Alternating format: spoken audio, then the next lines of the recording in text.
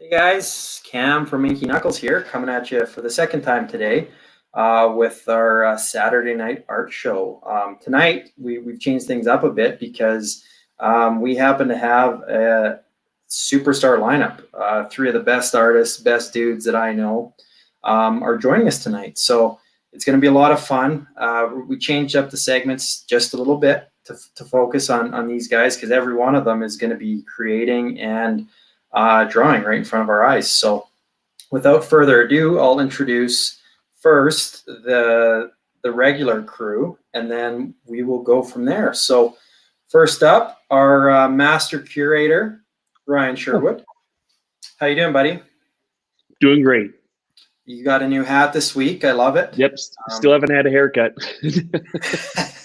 We're representing the thing that Mike hates the most. So yeah, what happened to your mustache? It looked like you got electrocuted. Yeah, it's a little wonky on one side. That's what happens when you have extensive naps. Gotcha. It's a spring. Yeah. Hopefully we'll focus on the art so no one has to look at my idiotic face today. The next up, we have our unbiased comic critic, Mike. It was a bit of a tumultuous week between you and the rest of the group. You were a lot more defiant than normal. We'll touch on that. We'll touch on that later. How you doing? Good, you? Good. Your shirt doesn't match your dresser today. I'll fix that. I'll go do a wardrobe change. This is a race in Arizona that I did a few years ago. How do you say that? Mogollon Monster? Yeah, it's Muggian. Is that a kaiju? Obviously. Muggian Monster is like Arizona's version of Sasquatch or Samsquatch or. And I'm guessing that the 100 doesn't stand for your placing or how far it is. I think I came in 5th. I don't know. How long was it? Huh? How far was the race? It's 100 miles. Oh, only. Not a lot of those right now. I don't even think I can drive 100 miles without having to stop to pee. Like that's pretty bad. I've been on a drive with you that was like that. And yes, you're right. That's true. That's I true. couldn't go more than that and not barf. So it was a good time. So guys, Mike, you're going to be doing some Conan reviews tonight. Yep. And some other stuff. We're going to kind of keep, like I said, I told everyone we'll keep the segments a little more compact. We're not going to be showing off art as much as we are going to show up these guys with the process because we're really lucky to have these three. And in saying that, Ryan, would you like to introduce our first special guest? Yes, he's a young heartthrob and shining star, burning star coming on the scene, and I am very pleased to introduce. I prepped this and it's not working. Hold on. You'll find out one sec. Evan Cagle. Evan Cagle. Evan Cagle. What? Evan Cagle. That's ridiculous. Over here. I'm getting the worst look from my fiance, Evan Cagle. Evan Cagle. Evan, how you doing? Welcome. Good. That was a fantastic intro. Yeah, we actually. How long I practiced that? Ryan and I got on the stream about a half an hour early, just to figure that out. And I knew when I asked Ryan to introduce you and Mike to introduce Stefan, that we would get something special. So that's that. But Evan, thanks for joining us, man. What element of the song did you have to figure out? Was it the lyrics or the melody? Well, it's actually trying to figure out the cadence of screaming your voice and not taking the clothes off. Because I know nothing about you. So. And I think, Evan, and we talk about it obviously we're all big fans of yours, and I think Ryan might be one of the largest. So I wanted him to get the opportunity to introduce you, and we're really happy to have you on, sir. Oh, thank you, Ryan. And- I'm so sorry that I'm not able to work on your super secret mystery art thing. I have the wrong size board with me, so I've got to run to the store and get some more. That's okay. I have no expectations, nor do I feel like I have any entitlement to tell you what to do ever. So you do you. Like it goes like on my order of things in life. It's the cure for the pandemic is number 2, and then seeing your commission is number 1. Oh man, no Unless hype you- thing to live up to there. Well, I gotta tell you, I've been talking about it quite a bit. So Yeah, we're all If you hate it, yeah. excited to see that one for sure. if you hate it, then I'll never be able to live with myself. I don't think that's gonna happen. Like there's a few guarantees in life. Like I don't know. Like something could happen. You might if you're up in gasoline in quarantine, things could go squirrely, but I don't think that's gonna happen. Evan, you underestimate how rabid we are about your work. Note to self: begin huffing gasoline immediately. yeah. Okay, well, thanks for You joining. really want to do it, eh? Yeah. Let's we'll move on to the next introduction. Mr. Mike Zimmerman, Yes. you are going to introduce our next guest. So That's right. have at it. I too have something.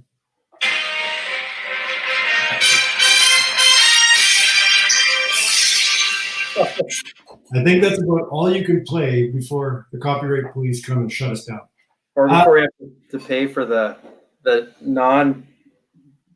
non-trial version, Mike. Yeah, that's right. I'll send a check to Don Cherry. That was Hockey Night in Canada for those of you who don't care about hockey or Canada. Tonight, I'm introducing a good friend, Stefan Roux. A little bit of background about him. He grew up in Tahiti. He's French. His father is actually Dr. Manhattan. He worked on the A-bomb. And he's allergic to pineapple.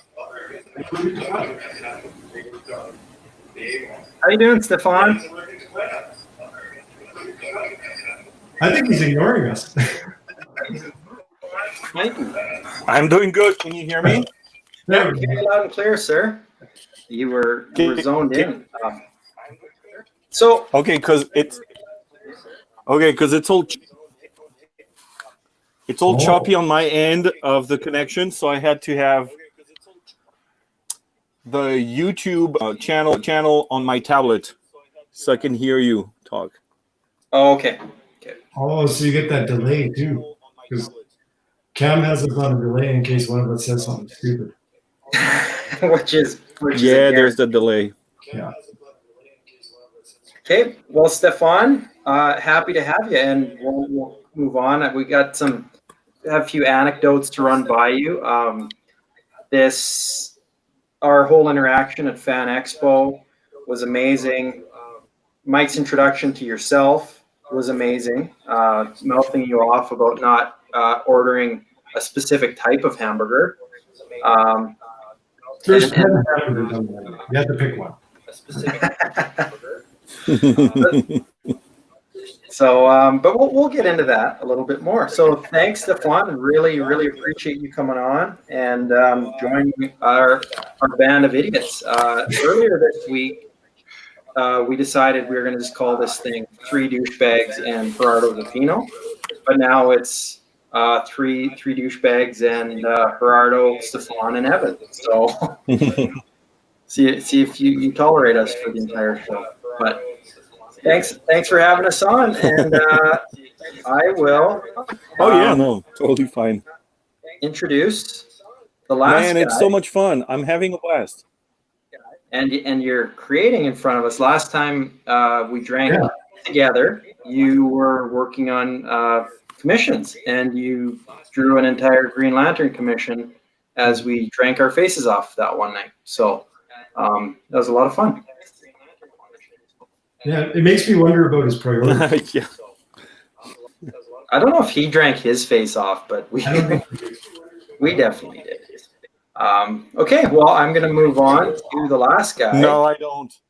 But Mike introduced me to some really nice bourbon. That's right. Oh, and you didn't share this with me, Mike? No. It's a. No, priorities. Yeah. I like bourbon. It's my favorite, but that's fine. We'll get into that later. Hey, and lastly, a fella who has joined us for a bunch of these. Mr. Gerardo Zaffino, how you doing, buddy? How are you guys? All good? Yeah, I apologize. Ryan and Mike prepared music for their respective introductions, and I just did nothing because because I'm a regular. And for those of you watching, Gerardo has to get some sleep tonight because he's got an important business call tomorrow. I won't say what it is, but give him some grief. We'll see how it goes. Those two new guys here tonight, so awesome. Well, thanks, buddy. And what are you working on? Just a loose piece I wanted to do tonight. I'm practicing colors, so I was gonna try to sling some colors on this. Awesome. We'll see how it goes. And possibly as a Red Cross. Yeah, most likely okay. The Red Cross benefit piece. Cool. Thanks, buddy. Well, I'm going to bring the rest of the crew in, and we'll get rolling, man. I decided to give Zaff a entrance song. I decided to give Zaff a entrance song. I got one for everyone now. There we go. I muted one of the mics. So, guys, thanks for coming along. We got quite a few people joining so far. A lot of the usual suspects. I've got to catch up on some comments and some questions here. Tonight we're going to keep things fairly simple. Mike's going to give us a comic review, and there's two topics I want to touch on. The first of which is two topics. I start this every session. I start it with a question, and I did prepare Ryan a little bit for this, but I'll go around. Sorry, Mike. I'll go around the group and just take a second to think about it. There's a few topics we'll touch on this week. It'll be less structured, more just free flowing. But what in comics or popular culture or literature is the one thing, whether it's art, whether it's storyline, anything, what is the one opinion that you hold that you count as fact, and if someone disagrees with you, you're ready to fight them on it? Oh, God damn you, Cam in your questions.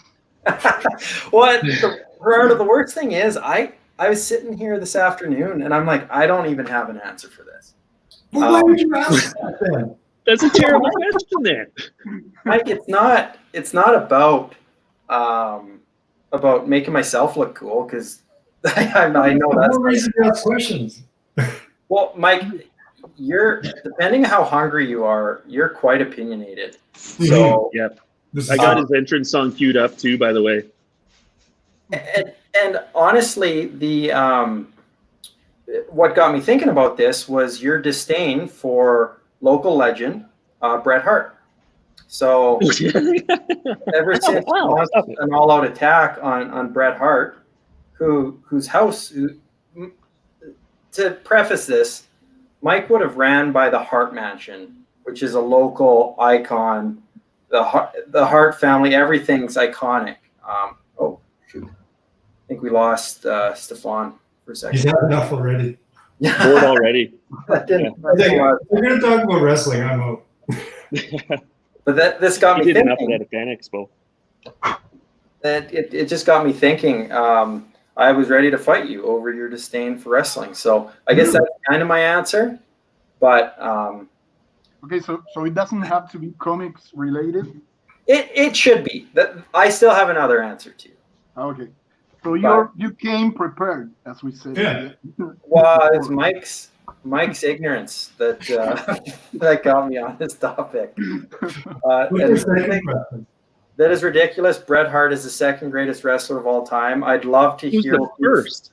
The first, because Better be like a Greek god. Ultimate Warrior, right? That's the only other option.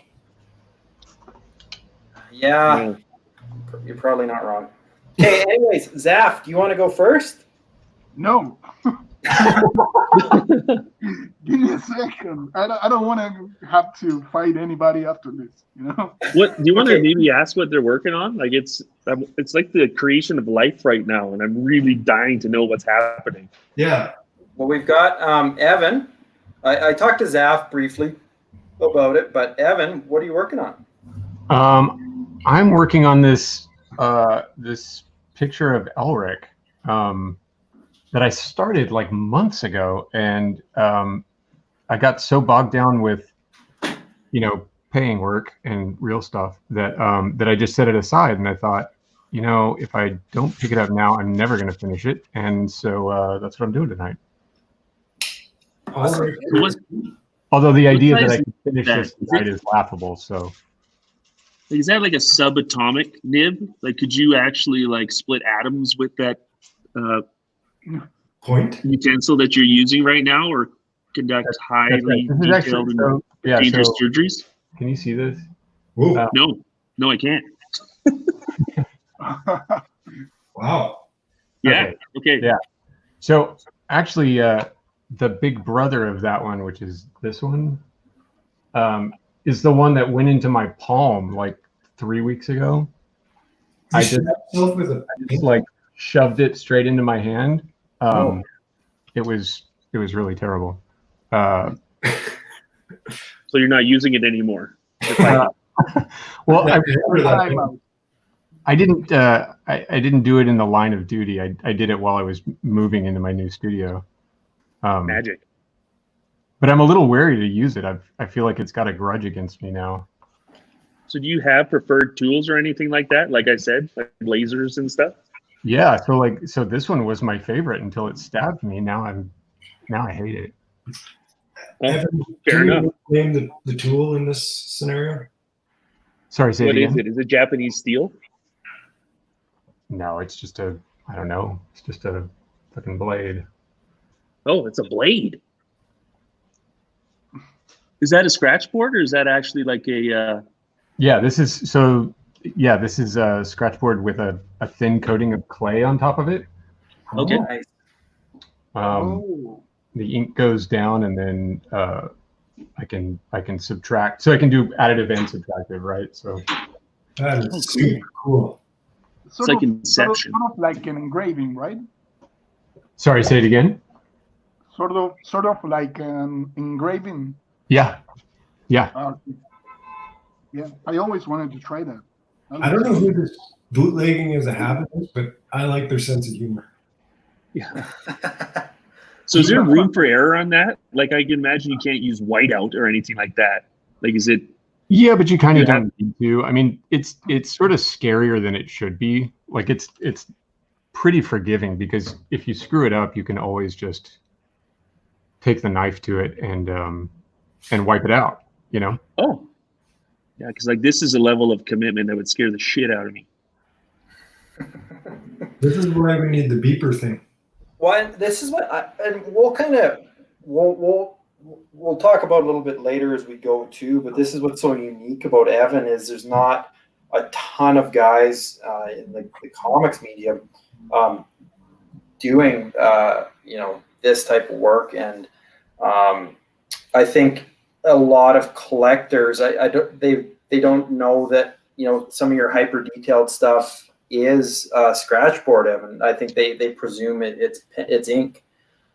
So I imagine if anyone in the comments, if there's additional stuff you're curious about kind of as we go along, feel free to ask, because it's really intriguing. And obviously Evan is an absolute master at this. Yeah, so please ask away. I love answering questions. Man, that sounded so sarcastic. I totally did not mean that sarcastic. I really love answering questions. No, it's all good, Evan. What are you drinking? Are you drinking the Cagle? Am I saying it right? No, I started with the Johnny Walker. I'm going to move on to the Cagle next. Okay. I couldn't find any. I have a decent little liquor shop close to our house, but Ryan and Mike can attest. We have the World of Whiskey downtown is our big, like, premium whiskey joint. It's shut down right now. So I was going to try and find some Cagle, but they did have Johnny Walker Double Black, which I've taken a few sips on in your honor, and it is like liquid smoke, but it's enjoyable. It's nothing wrong at all. Should we go back to your silly question, Cam? Yeah, you're up first, because you're the only person who. Oh, Jay, good whiskey taste, Evan. Yeah, Jay, and I'm a whiskey guy. I don't pretend to have an advanced palate, but Evan really educated me on this. We had a chat the other night, and he gave me a ton of recommendations. And just before Ryan answers, Evan, what kind of Cagle? Hold on, give me 2 seconds.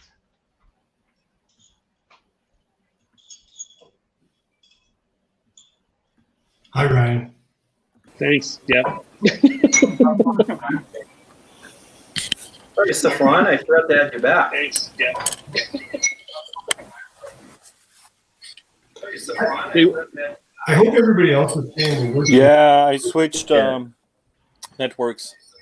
So Cam, why don't you answer the question? 3 different methods here at the same time. This is really cool.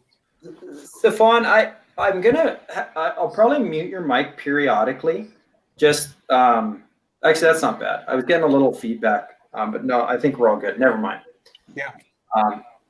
So I guess for me, I thought about this, and stuff like this is stuff that you're passionate about. I never approach it from a degree of negativity. So if I don't think a creator is, my favorite, where some people think they're on iconic runs of stories, I don't hold those opinions too strongly. It's more from a place of certain creators, I think should get their due. And I think for me, the two I think of, because I think of Batman and I think of the Punisher. And I think if anyone disagrees from me, I feel like Tim Sale doesn't maybe get as much credit in his place for all-time Batman creators. I think that's one I get a little upset with if people don't include him in all-time Batman greats, and it would be the same for Goran Parlov if someone didn't include him in the all-time Punisher greats, because and Zaff, I know how you feel, but he might be the most iconic or the best Punisher artist. Yeah, definitely. Especially So, the modern era. Do you think that that's just awareness? Like, would you be more offended if somebody that obviously doesn't have a full breadth of who's been on the run or dealt with the characters that had an absolute opinion without even really knowing who they are? Anybody who has an opinion that's uneducated doesn't need to be taken seriously. That's true. How do you tell them that, Evan? I can't suffer a bore. I mean, if somebody is spouting off and obviously if they're like, I don't know, if they just have some whacked out notions and obviously aren't very educated on the thing, I'll just walk off. Well, it's almost like arguing a religion in a lot of ways too. Like, it is absolutely personal preference.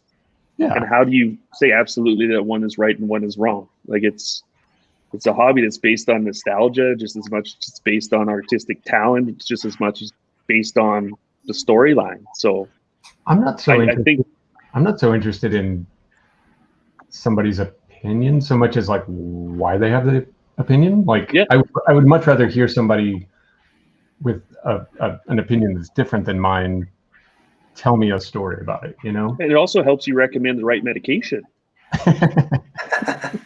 That too. Yeah.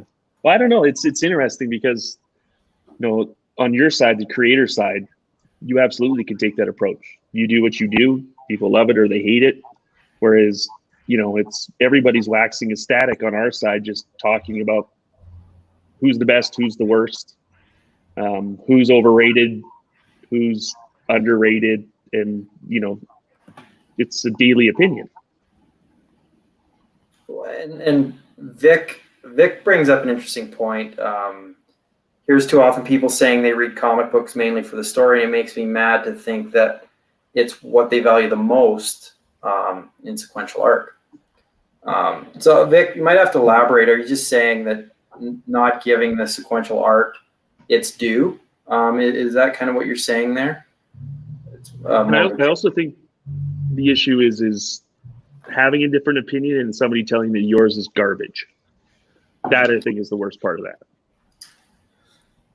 Yeah, and I think with stuff like this too, especially, I love good spirited debates amongst friends about comics, about art, about baseball. I love arguing baseball, but it's stuff I genuinely enjoy. Even though things do get heated. But in saying all this, Ryan, what is your thing that you will fight someone over if they disagree with you? Canadian hockey is not the best in the world. Oh. That's actually one that I get pretty competitive about, I guess. Like I still feel emotional losses when the national team loses. Like I don't know. It's just something that's ingrained in there. In the hobby specifically, I don't know. I just hate bullies, I guess. Just, it's fun. It's supposed to be fun. And every part of it is great. And just when negativity creeps in, and I think that's something that I kind of vigilante justice on. That's very good. Yeah, I think that's kind of how it tends to go. I think you and Evan both brought up some good points about, having the conversations and, being educated and caring less. That's a really good point. Caring less about the opinion and more about the why. It's always interesting, especially with comics, because we all grew up, loving a certain thing for a certain reason. And even, some of our favorite things growing up aren't necessarily things that time has looked favorably upon. They will always, be that thing to us, that's kind of driven our passion from an early age. And I imagine with artists, it's a lot the same. So, and I know Zaff's going to complain if we go to him too early. So I'm going to go to Mike now. Yeah. Something in popular culture that it's fact. I want to come back to what Victor said about,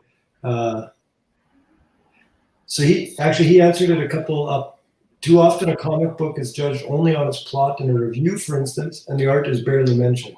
So I appreciate that. I think that's the beauty of comic is it's two mediums, right? So, yeah, it's a good point. Like how often do you hear Alan Moore's Watchmen, right?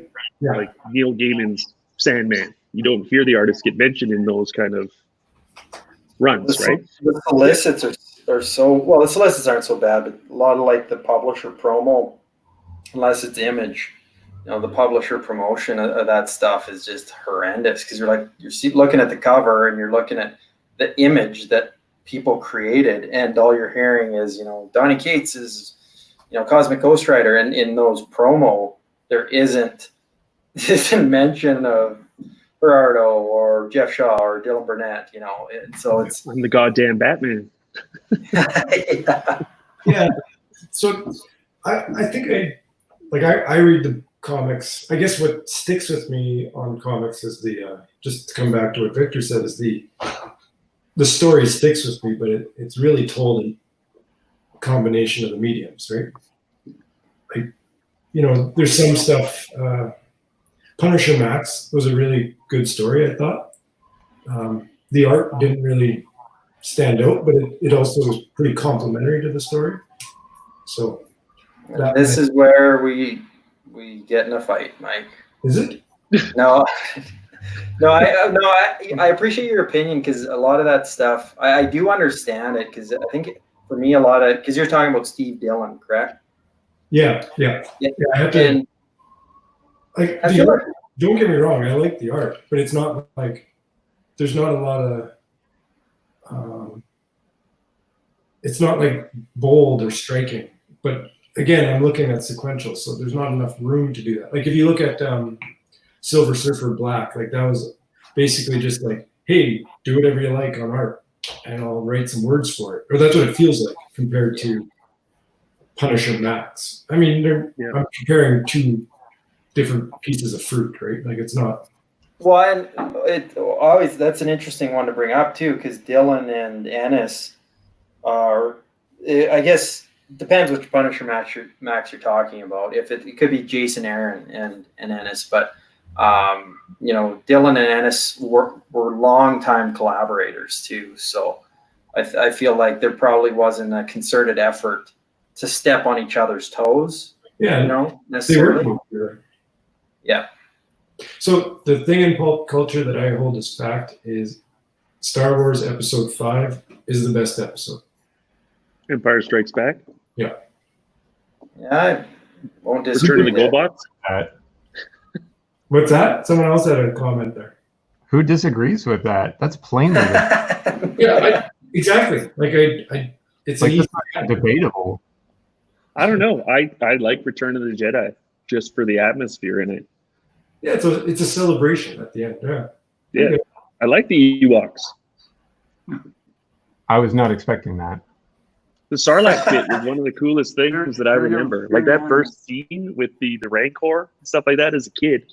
Like that's what I remember. I'm not arguing that Empire Strikes Back is a better movie, but for me, I like Return of the Jedi the most.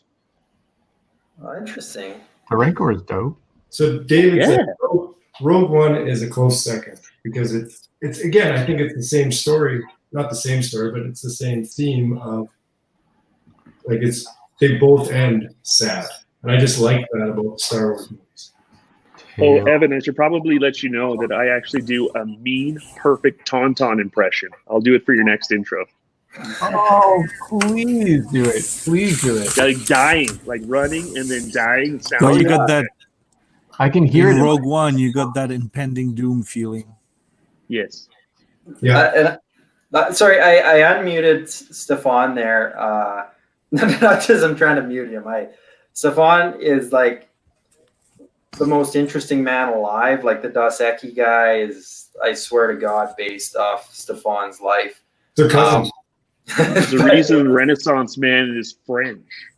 So I was just trying to control the sound. We're getting a little feedback, but well, Stefan, maybe this is the logical point for you with a name like French Wookiee. I'm presuming there's a big Star Wars affection with you. Is there anything about Star Wars that you hold so strongly, in your opinion, that you're willing to almost fight someone if they disagree with you? Wait, now it's almost fight? I love this guy. The water down the public discourse. I mean, we were ready to go to fisticuffs, and now it's like, I know. Are you close? We're already apologizing. Yeah. Well, I can see Mike getting a little fired up. No, actually, to me,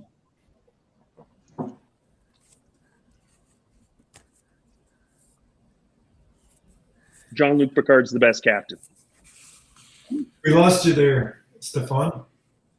I think it's a dramatic pause. I think he's there. I thought it was like the world. it's not worth fighting because we show like Ryan said, we saw the movies when we were kids, and we love those movies for certain reasons. Mm-hmm. Speaking, like, have any of you guys seen that Freddie Prinze Jr. rant on Star Wars? Like he was on some podcast or radio show. Have any of you seen that? Wait, And then you get older and you and you change your views because your field of interest might be a little bit different. Yeah. So Eventually, everybody comes around to the fact that Empire Strikes Back is the best movie. You're right. I don't think I started off thinking that Empire was the best. no. So here's a good question though: is like, do you feel like comics is going the same way as Star Wars, where it's turning more into kind of like a money generating machine, and you're losing a lot of that ability to create nostalgia? If comics is making money, somebody should tell somebody. Oh, just like the world. And Evan, be patient. I'm tired of watching my industry self-immolate. Yeah. And who's doing that? Well, I mean, we just had a really great opportunity with, keeping kids at home. Like, we had a really great opportunity to drive readership, and like everybody sort of ignored it. Everybody was like, "Well, we're just shut down, guys." Do you think it's been a long time since they've actually like written for the kids anyway? For sure. But I don't know that that's necessarily. What am I trying to say? I don't know that that's the nexus of the problem. I mean, I think that's part of it, but yeah, I mean, if you're not getting kids, like, who are you getting? Like, where exactly is your readership coming from? It's not the same. I mean, does the comics industry have the exact same readership that it had 20 years ago? Because if it does, like, then we're dead inside 30 years, right? Yeah, that's right. I think Yeah. it's probably like Harry Potter. You know how Harry Potter, the first 2 books were written really young, and then it gradually got more adult? Uh-huh. I think it's the same readership that's just growing up with it, and they haven't made any attempt to kind of reconnect with that first success, Yeah. So they have an easy dollar right now instead of competing for dollars with all the other stuff that's out there. But is it maybe, Ryan, you're just drawn to the titles that you're familiar with? You're not reading any of the stuff more generally? No, that's not true. No? Like, I find that the most interesting stuff is stuff I've never heard of now. Like, it's Okay. I don't think that it's really a youth hobby anymore. That's a good point. Like, the Well, movies are, but It's funny, if you have this pop culture phenomenon that the movies become, and even that's not driving up readership of the comics. It's very challenging. And like Evan said, there was this great opportunity here, but I feel like, yeah, it's a little depressing when you think about it sometimes. yeah. Well, even if you get like a title like Doctor Strange, I'm reading Triumph and Torment right now, and it's campy and it's young and it's ridiculous, and like, Is it good? Yeah, it's good, but it's, I'm taking it for what it's worth, being written in the 90s, right? Mm. And I don't think they do that anymore. Like, you're getting some sound adult reading on, like, you can't be 7 and pick up a book anymore. Well, Dylan makes a good point. I have 2 nephews, and I couldn't get them to read comics even if I paid them, even with the movie. Yeah, it's kind of interesting because I brought my niece and my nephew were at my house. This was a few months back, and I was at the comic shop before they were coming over. So I'm like, well, I'll pick them something up. So, maybe I'll ease them along. My nephew, he likes comics, he likes drawing. So I'm like, well, I'll buy him some stuff that's age appropriate. And his sister, my niece, I actually got her the volume 1 of Lumberjanes, and I think she was just so enamored with just this hardcover book that I was just gifting her, and she's just hooked on it. But I think she's also quite young and maybe not as exposed to like video games and all this stuff. But she had this hardcover book in front of her that had this great art, and she read it like cover to cover, 6 times in a weekend. But I don't know what it was that struck that chord with her. But Words and pictures, man. Words and pictures. It's real simple.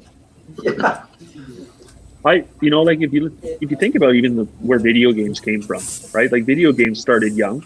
Like the original Nintendo was not marketed for adults, but if you look at the biggest gaming population now, and it's fanatics, like it's just a bit older, so they just haven't found the right blend yet, is what I'm thinking. It's weird Yeah, though. Video games didn't have to go through the same period that comics did back in the 80s, where it was like I don't know, like everybody got the memo that said, all right, any interview that you do with the New York Times, any interview that has anything to do with comics, you have to say comics are not just for kids, right? Like this was just like the final statement of any interview in the 80s with a comics creator was like, comics are not just for kids. And like we got our way, but now no comics are for kids. You know what? Maybe it's because video games didn't need somebody to speak for them. Like you had marketing campaigns with the characters doing something live right in front of your face. And there's some that failed too. I don't well, video games also didn't have to contend with 50 years of tradition, you know? Yeah. And that makes things easier. Yeah. It's all brand new. And there's a lot that failed too. Like when my TurboGrafx was not supported anymore, you could have heard those icicle tears fall. well, Keith brings up a good point, just about how college kids are squirreling sight for comics. Not the big two as much, but like Little Bird or Murder Falcon, and it's a good point because that's the kind of stuff I'm attracted to. When it's on the shelf, you get excited about it. It's great art, these unique ideas. But yeah, I think, like Evan said, trying to figure out where these opportunities lie in trying to get this young readership back on board. But man, it's a struggle. I don't think it's going to go anywhere though. You don't have to do that, but like either act like real publishers and publish all sorts of crazy new stuff under the sun, or don't. But like you can't not act like a real publisher and ignore kids, right? I think that it's just turning into an idea farm for movies and television. Like they don't care about the publishing angle. They just want to, okay, we need a new idea. This run is great. Let's buy the rights. Let's get this guy on a futon instead of sleeping on his mom's recliner. Right. Which is sad because it's, Rocky says that tried to get my grandson into comics, but all he wanted was Deadpool. And I think that's kind of the counterpoint. I think Deadpool was, it did a lot of good, but yeah, all of a sudden, to uninitiated who haven't read comics their whole lives, there's this, sharp. Well, that's the thing though. You got to let him do it. Like there's things that I liked when I was young. Like I actually had New Kids on the Block comics. I'm sorry. Yes. There were New Kids on the Block comics? Oh yeah. Wow. They're great. I did not keep them in good condition though, so I can't even show you what. Introducing older people to Saga, Sex Criminals, Preacher, V for Vendetta, The Sandman.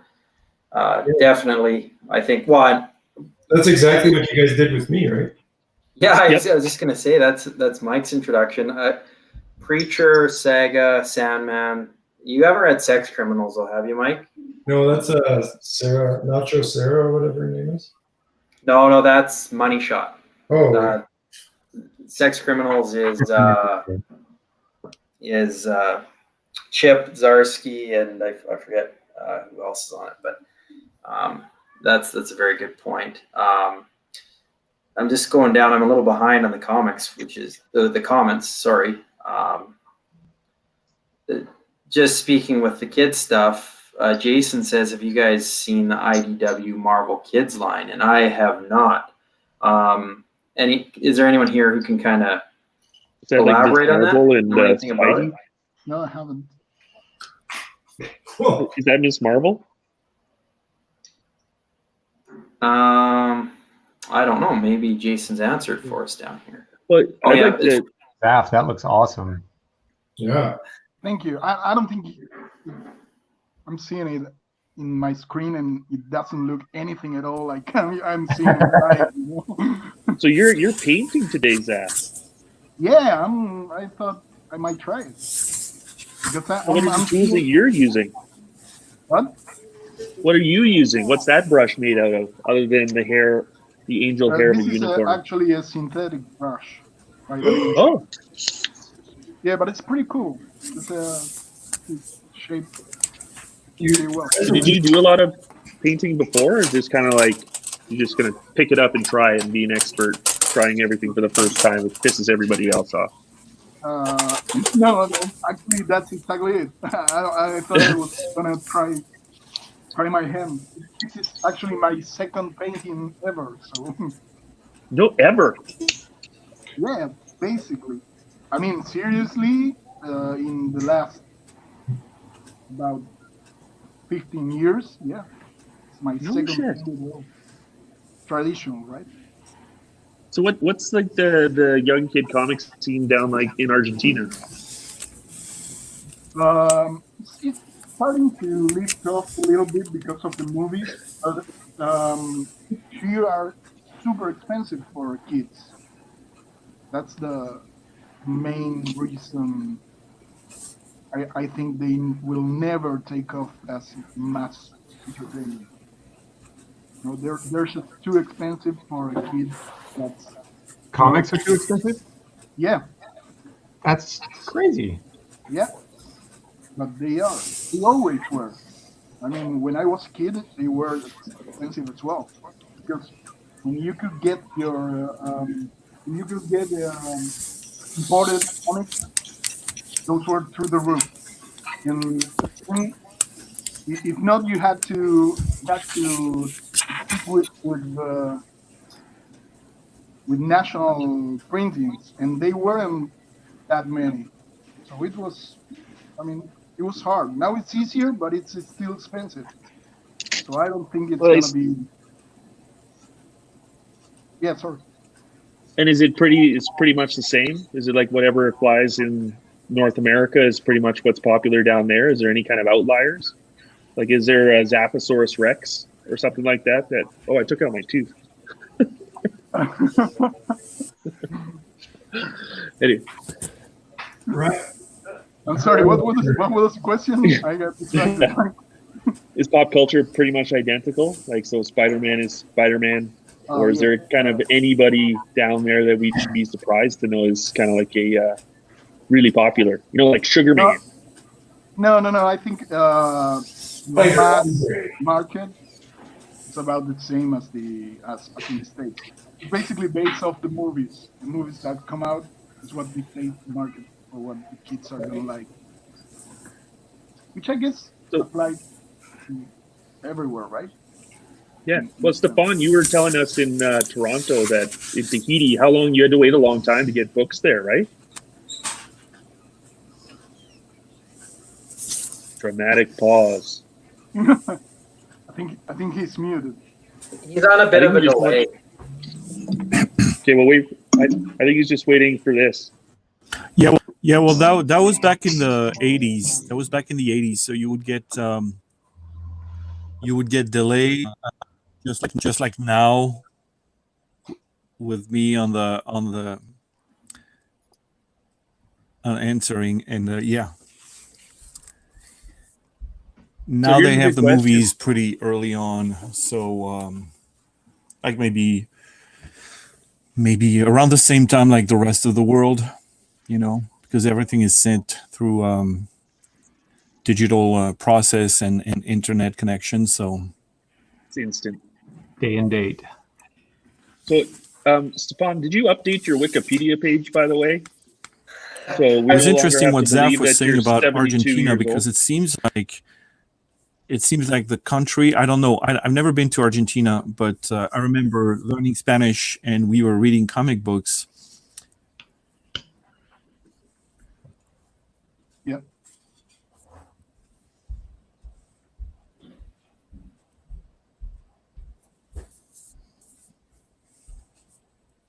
So, Stefan, I don't know if you heard me. From Argentina, comic strips, and there was Quino, Mafalda from Quino.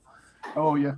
And this was that everything was politically and economically tough over there, and I was wondering if there's been some improvement. No, not at all. It's actually the other way around. It's getting worse. Can you hear me? Yes. Okay. Yeah, it's getting way worse. So.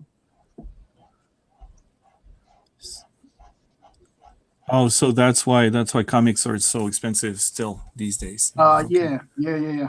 We had a I can hear you. Cool. We have an insane default rate. Sorry, what was the question? What was the question you were asking? Was that Cam asking? No, that was me. I was asking if you've updated your Wikipedia page, because when we were in Toronto, it showed that you were 69 years old, and we thought that you were ageless or a vampire. I can't wait for this one to register. Oh. It seems like there's a bit of a delay. Yeah. Well, I think that was like another guy who's a hypnotist. I think that's a guy who's a hypnotist. Maybe that's the guy that made me take my pants off. Oh yeah, there's a huge delay. That's about 30 seconds. That's probably good. That's something that we should have for me. Mm-hmm.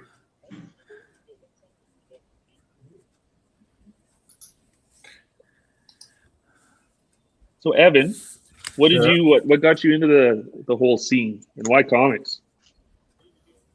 You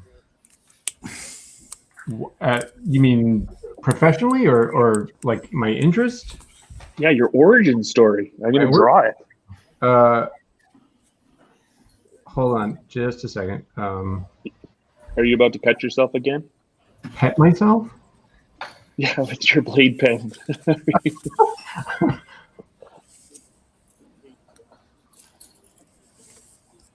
So I was just responding snarkily to my buddy who was texting me. Was he watching you? Yeah, he is. What's his name? Let's find him. His YouTube name or his actual name? Let's figure it out. We're gonna do some Google searching as soon as you reveal his identity. Terrible! I hate this story. I'm just joking. I'm docile. Did you say I'm docile? Yeah.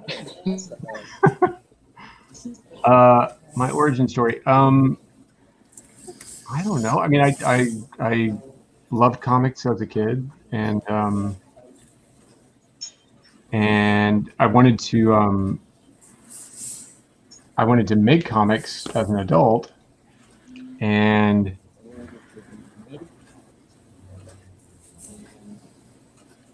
the very first submission that I gave to anybody came back with kind of a horrible note attached to it. Really? And I was like, you know what? I don't think I'm cut out for this. And so I shelved my interest in drawing comics for years as a result of that. Is it somebody that has a name out in the industry that we should do the same thing that we're about to do to your friend? That's terrible. No. In fact, I mean, I couldn't tell you who it was if I tried because it was totally anonymous. I mean, I could tell you who the company was, but that's shitty because you don't want to tar everybody with that brush. But like looking back, did it seem just like blunt criticism, or was it rude? Sorry, say it again. Was it just blunt criticism, or was it rude? No, I mean, it was sort of like, I don't know. It was like, yeah, kid, we're not really into your thing. I don't know. I mean, my skin also wasn't terribly thick back then, so I'm sure I took it probably a lot harder than I would today. I mean, today I wouldn't even a single shit if somebody turned me down for a gig. But Yeah, like, it's funny what age does to you. Eh? yeah, back then I was like, this one editor doesn't think my work is any good, and like, yeah. So were you doing the same stuff back then too? Like, how did you evolve into kind of the scratchboard stuff? Or did you really like lottery tickets? You're like, hey, I could turn this into art.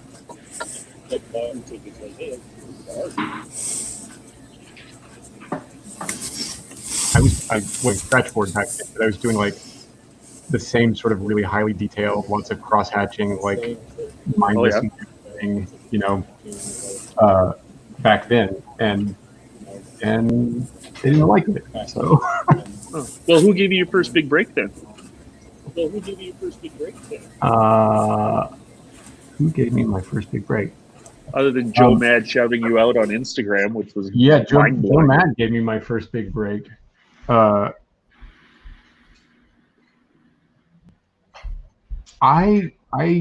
still don't know. I still don't know the story there. Like, Joe Mad has treated me so well, so kindly, like from day one. Like, I'd known him 15 minutes and he was like, I don't know. He was one of those people who sort of acts as though he's known you forever. And like, yeah. I'm super grateful to him, but I still have no idea what I have ever done to warrant that amount of kindness from anyone. Well, it's pretty interesting because we have another example of that in this group chat right now. And I think that there's some really famous, excellent artists that recognize an artist that can do something that they can't. So when they see it, they really celebrate it. And I think it's just admiration for what you're doing. That could be. Or he, took pity on me. I don't think that's not charity. I think like it's exceptional stuff that all three of you guys are doing, and I just don't think you're used to getting praise. Sorry, just to interrupt quickly. Keith just has a question, Evan. He says, so you're filling in blacks with ink and creating that awesome texture with the knife one line at a time? He's asking. Yeah, Roger. Hang on, Keith. Who's Roger? And Vic has some kind words for you too. Just says your visual universe is so refreshing in the comic book medium, and I think that speaks to what you and Ryan were just talking about with Joe Madden. That admiration he had for you, Evan. I think, as much as the insane detail and how visually pleasing your work is.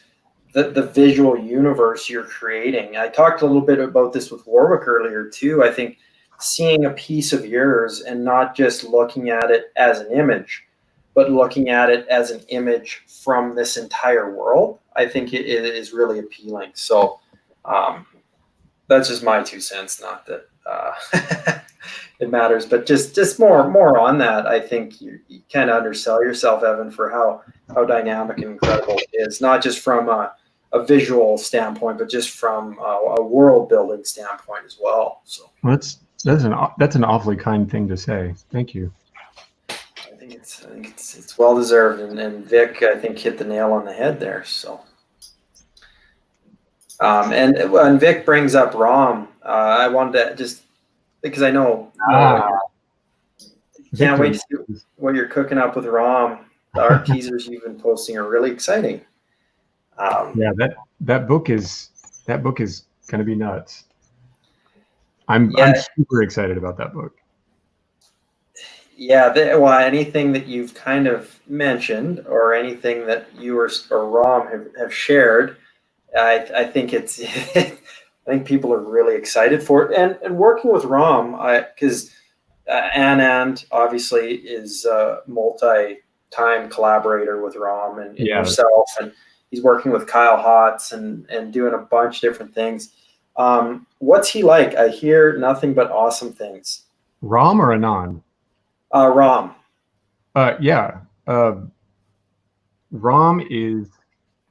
Rom's great. He's exactly the sort of writer that anyway, that I want to work with. I don't know that everybody wants to work with a writer like this, but he's certainly the kind of writer that I want to work with, which is someone who has a really clear vision of the story that they want to tell. But that's not, his vision is not so big that it can't accommodate another idea or even a better idea. And some of the best elements I think that we're playing with are things that have come out of both of us. He's fantastic. I think he's one of those people that one day 3 people know, and the next day he's just ubiquitous. Everyone will know him. You know what I mean? Yeah, I think so too. And I think I kind of get a little mad at him because he's just collaborating with the best artists on the planet right now. He's got really impeccable taste, which is not. I'm not trying to pat myself on the back. Everybody that he works with is just incredible. And I mean, I came to ROM as a fan. Like, I read Graffiti's Wall, and I was just blown away. I was like, why isn't everybody talking about this comic? This graphic novel is fantastic. Like, this is really important stuff. And like, and you know, I think I probably sent him some gushing fan letters or something. And that was how, you know, that was how we sort of first connected.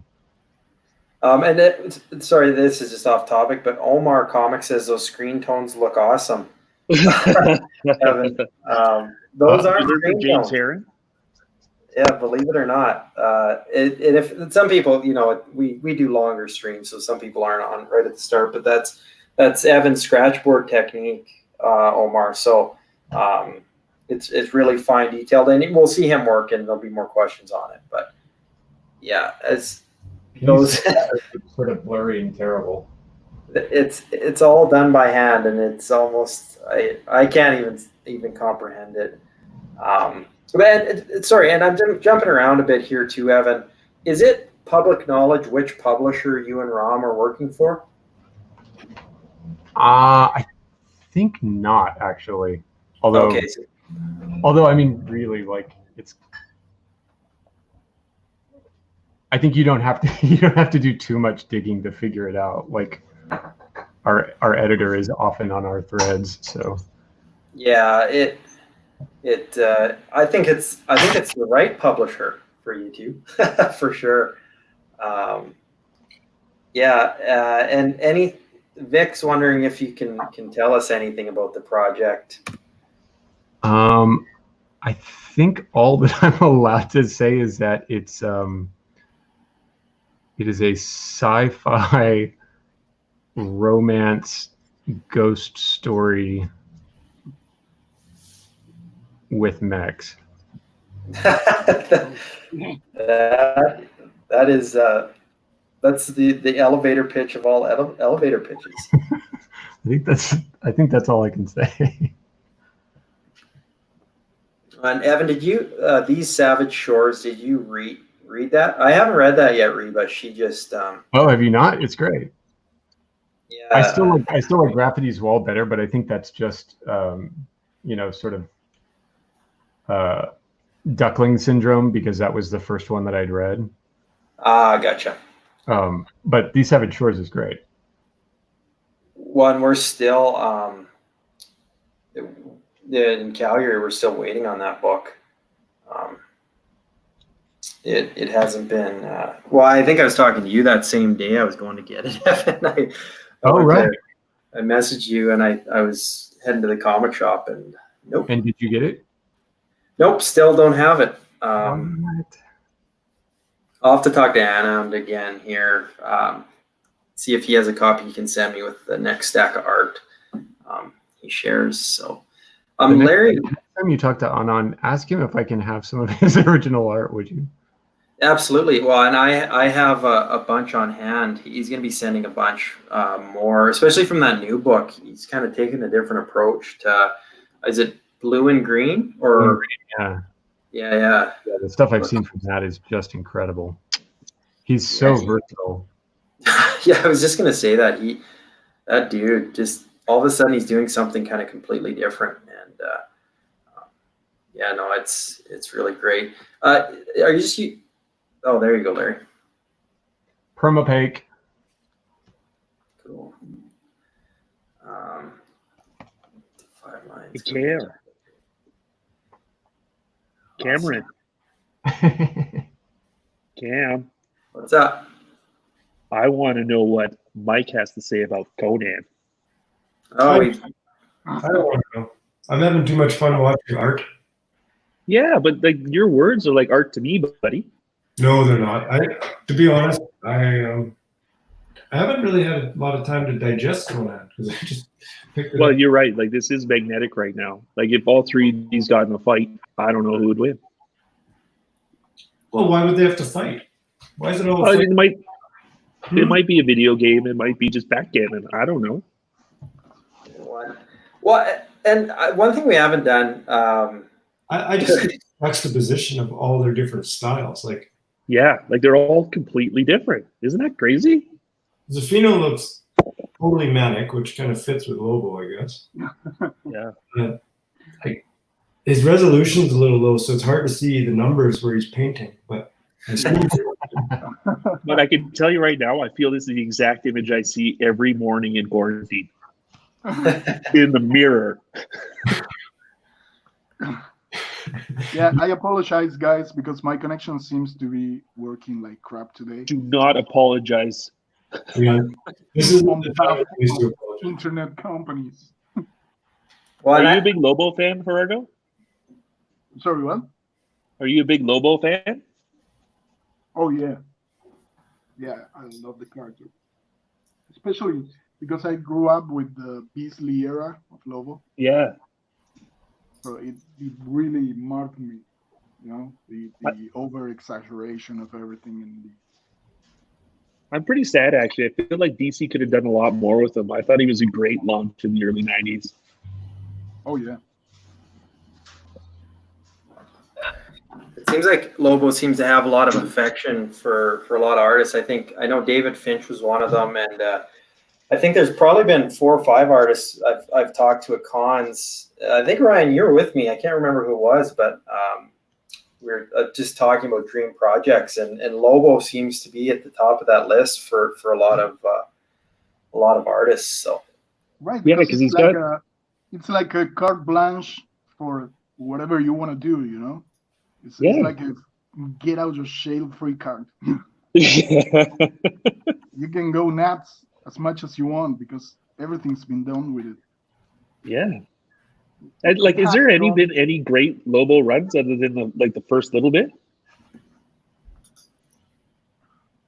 Oh well, I'm actually a fan of the early runs, the Grant Morrison, the Alan Grant stuff. Yeah. Mm-hmm. And I was actually I think I started looking at Lobo books before I fully understood English. So I was in there mainly for the drawings and the painting, the Beasley paintings. No kidding. Yeah. That would explain your potty mouth. If Lobo was your English teacher. I shouldn't have been reading them. This coming from the guy whose first comic book purchase was straight posters. Zaff, anything I know about you, yeah. I think we can now answer the thing in comics which you would fight someone over is if someone came to you and said the new Lobo is better than the old Lobo. Oh, that is actually a good one, and yeah, I will fight it. I think pretty much everybody will fight him over that. Yeah, that's true. I don't know a single person that loved the new Lobo. Not a single one. A contrarian would. Isn't that right, Keith and Jason? Oh, yeah. So, guys, let's just take, because I feel like we haven't got some questions. I kind of want to hear Stefan's take on a few things. So we'll hit him up with a couple questions, and then just give him time to delay, and we'll just keep it kind of consistent with a few questions we want to ask him. So we'll just be a little bit patient, but we're just going to move over to him. So just keep in mind with the delay, guys, and just enjoy the art being shown. So, Mike, Yes. What would you like to ask Stefan? I know you two talk quite often. Not often enough. But what is, what kind of drew you to Stefan's work, especially after meeting him in person? And you met the person before the art. You do more, yeah. I miss with you guys. Oh, what we could do with a couple airplane flights right now, eh? Stefan turned into Max Headroom. Yeah. Oh, you a little pixelated on you? Nice reference there, Evan. Yeah, I'm sorry. That goes out to all the 40-year-olds. Yeah, exactly. I think that's why we all like the same comics, everything. Well, Gerardo and I aren't 40 quite yet, so. That's right. One day. Almost. We're getting there. Well, yeah, I just, you're right. I met Stefan, and I just thought he was another collector when we met for dinner that one. That's why you mouthed them off upon meeting him. Did you guys meet on Grindr? Sorry. Well, Mike, no, we all went. I don't know. It was like 10 or 10:30 at night, and we went out for dinner. And I have a pretty high metabolism, and I get pretty hangry. I didn't know metabolism was another word for rage. I'm not that. Well, maybe I'm that bad. I've had to manage it, Mike. I know how severe it is. True. But yeah. Anyway, I didn't know. I knew Stefan Roux as a physicist because that's how he was. That was the Wikipedia link that we had. I was like, oh, cool, a physicist who collects art. That's pretty neat. And then I saw him sitting at a table, and then we went out for drinks one night, and he's like, do you guys mind if I join you? And I have to finish this commission. And I was just a blank sheet of paper, a bowl of water that he got from the kitchen, and some watercolors, and he just watching Green Lantern appear out of nothing. It was like coming out of the ether, right? Like it was fantastic. And I was like, oh, this is something else. Like there was I don't recall any blue lines. I don't recall. That's true. Water from the kitchen. Right? Remember? And no lighting. Like it was dark in there because even Cam looked good. Oh, don't go that far. Yeah. But it was like there was no lighting at all. And they were just around this lounge table. Like it was, like. But Keep going, Mike. Yeah, it was really dark. It was really it was tough. There was no decent light. Sure. And then I got really interested in how you could do comics with watercolors, I guess. And I think, you put me onto a book after that. The Detective. What book is that? Black Sad. Black Sad. Yeah. And I was like, this reminded me so much of what Stefan was doing the other day. And, I'm not a connoisseur at all of art, but I really enjoyed how you could do such detailed work with pen or on Hose book. Yeah. And then I remember you and I were chatting about it after, and you actually knew you worked with those guys in the studios in France, I think, right?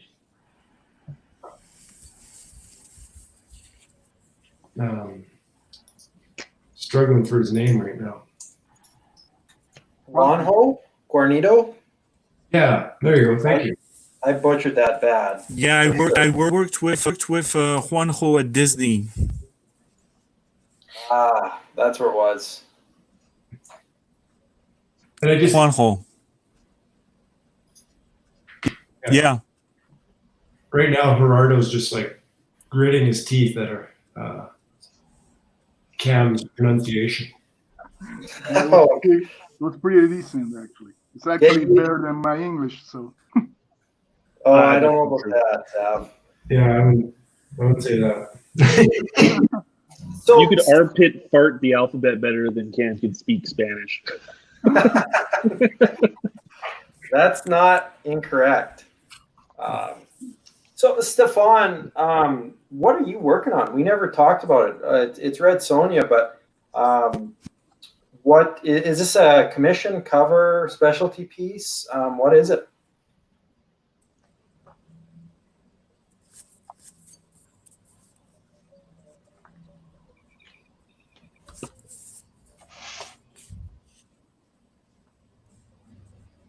I can provide intermission music if you like. I thought I'd be doing this just for the occasion tonight because I actually drew CC 2 years ago, and I actually what I did is I lost the file. So I sent it to the guy. He sent me the file scanned, but then I lost most of my later. So I would be redoing it, redoing a Red Sonja only. Okay. Shame to lose it. Yeah, it looks outstanding. I'll give you.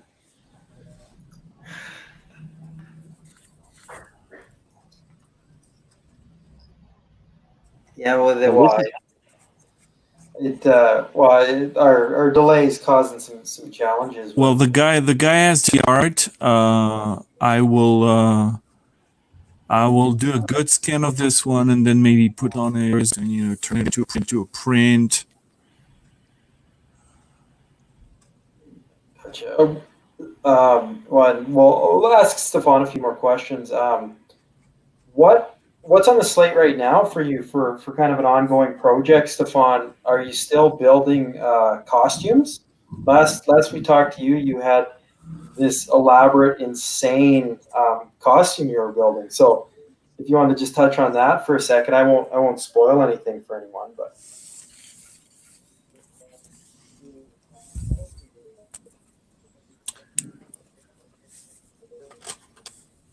Don't say it. Don't say it.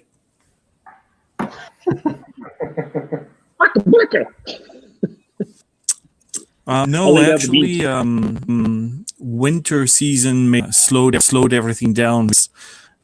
There was a lot of sanding. There's a lot of sanding involved. So I can't do that when it's like cold here in Wisconsin.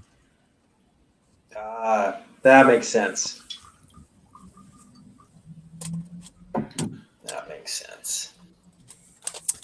But for what's on the drawing board right now, actually, right now, I'm working on a comic book, one issue actually explaining the true falsehoods about COVID-19.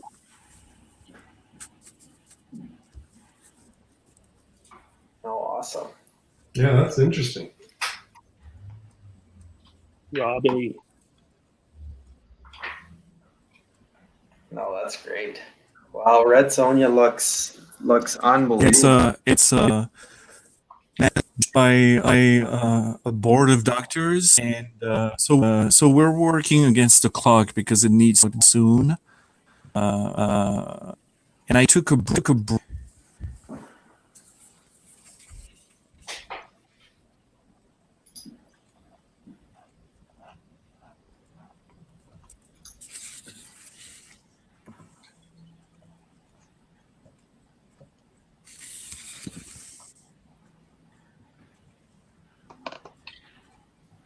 How you doing, Evan? Jumped over to you. Man, this is apologize for. I don't know why I was so bad. It was bad last time when I was watching you guys. I don't know what's happened. Oh, don't worry, Stefan. It's great seeing you illustrate, and we'll fine tune some of these details. The program we're using right now too, it's worked, but there's always the kinks we'll nail out. And all this forces us to do is to get you on the next one as well. Yeah, what a shame. Yeah, that'd be terrible. I was waiting for the litany of stories that we were hearing at Pan Expo before we. Yeah, so was I. I think those will come in due time. I don't know if we're all ready for what Stefan brings to the table, not just from an artistic standpoint, from a life standpoint. Honestly, and I say that, I don't say that in jest.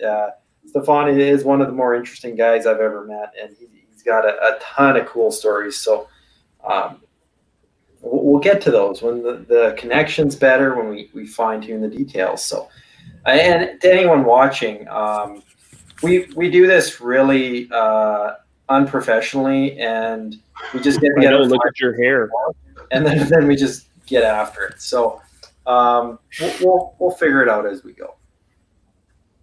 I think it's great being organic this way. We're all learning.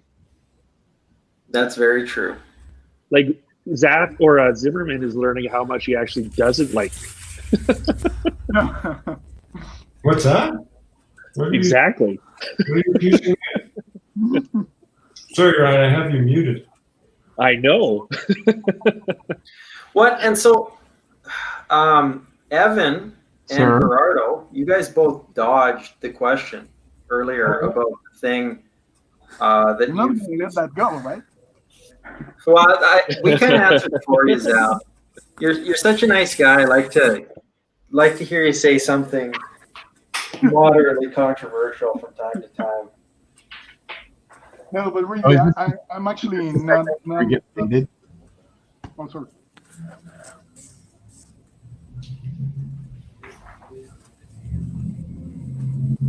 What was that, Seth? No. I thought Evan was talking.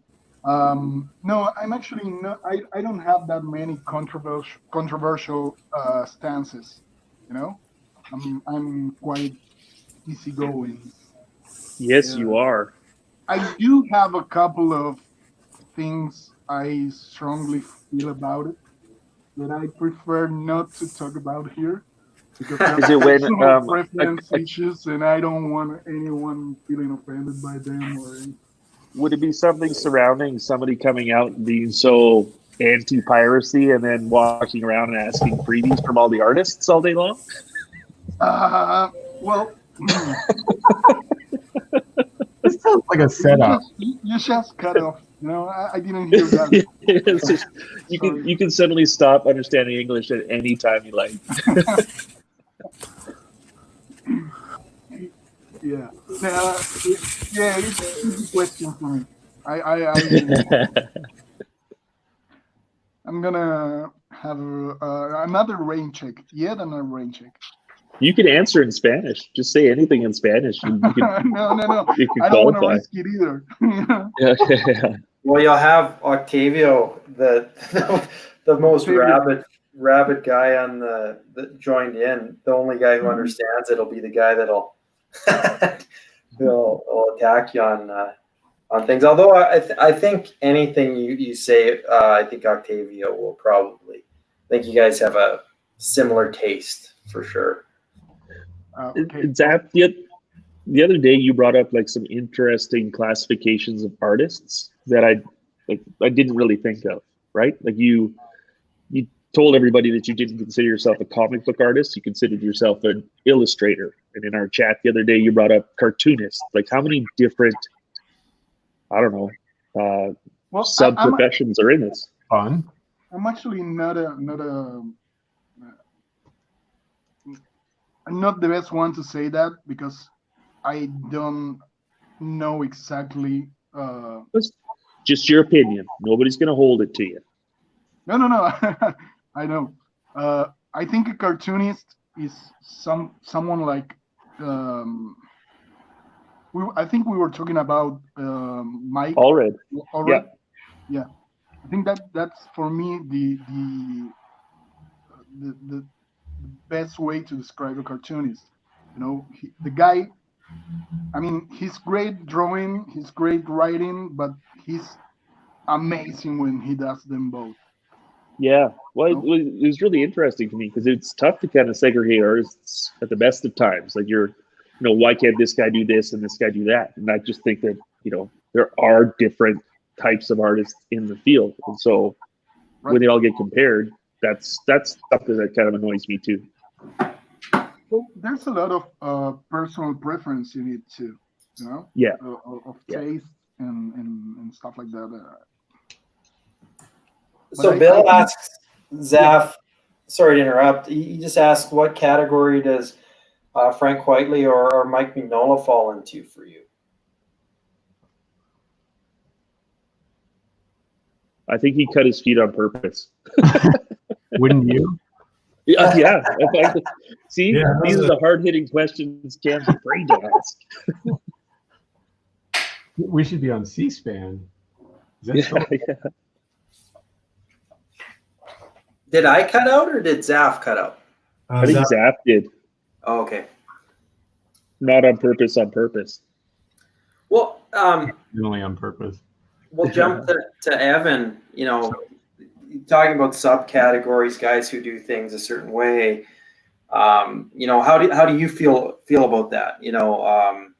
Where do you see yourself in a subcategory of illustrators? I don't know. I think that's for somebody else to say. That's not. I don't know. I mean, I just do what I do, right? Like. Yeah, that's fair for sure. I think a lot of us feel very strongly about what you do, and we might answer it. No, don't get me wrong. I really absolutely feel strongly about what I do. I just don't. I guess I don't think about it in terms of like a style. Yeah, well, it's just interesting to me because you know how the whole thing gets painted with one brush, right? But everybody is a unique and very talented artist, and knowing where they kind of branch out in the big scheme of artistry is pretty interesting, right? Like your scratchboard technique, borders on fine art, and you're blending into a different genre. And I think that it gives credibility to what you guys are doing if you can kind of, kind of give an idea of where you are in that pantheon, I guess. I'm sorry, it borders on fine art? I'm just fucking with you. I don't see any blood on that piece. Until you get some of your own blood on it, I don't consider it fine art because you didn't care enough. I'm gonna suspend this picture of Elric in a jar of urine, and then it'll be only after you eat 3 whole bundles of asparagus. Yeah, I mean, I think also it's not important. Wait, you have jars of urine? That is definitely not important. I think it's not so important to think of yourself in terms of like, am I a cartoonist? Am I an illustrator?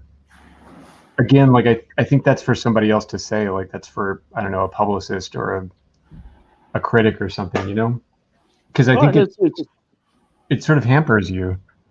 Well, who cares what those people think? I'm just curious to be kind of like, I don't know. Like it's just, Allred, when he was kind of said it's cartoonist style, I'm like, wait, some things clicked for me, and it made a lot more sense. So this is stuff that just we don't know about, right? Yeah. It's funny you said, who cares what critics think? I would really love. Now I'm sort of opening the floodgates, I'm sure, but like, I would really love to read, like a critic talk about my book. Like, oh yeah, I don't know. I feel like even if they hate it, like I'll just really enjoy the process of reading that. Yeah, it's like a little bit of reflection on it, maybe. Yeah. Just anyone who. who's watching, Gerardo. Gerardo's on the other side now. And the awesome being because he didn't have to finish the question. Yeah. Oh no, power outage. Yeah. Sure. But yeah, like it's really funny because you like how often do you actually get a true review of what you consider to be your profession? Yeah, not often enough. Well, I tell Cam what I think of him all the time. It's just if he actually takes it seriously or not. Yeah, I get. Yeah, The thing is, there's just not really. I don't know. Maybe there are. I feel like there aren't very many instances of comics getting like a really thorough going over by an actual.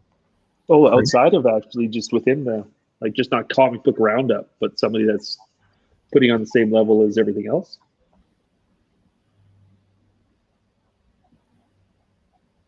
I feel like maybe there's a difference between a critic and a reviewer. Oh, okay. Oh, sure. If that Yeah, that makes sense. That makes sense. I think Larry brings up a good point about how he sees cartoonists as storytellers as well.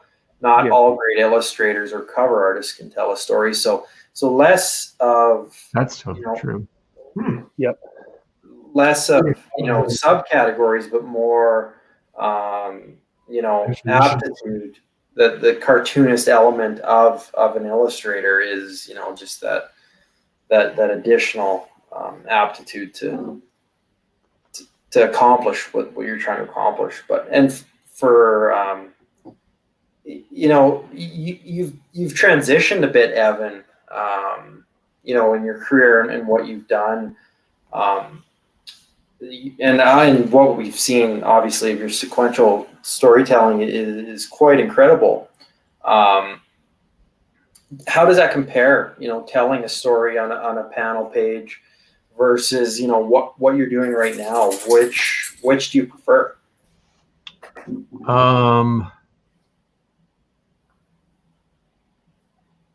I don't have a preference, but I think there's sort of a question of immediacy, which is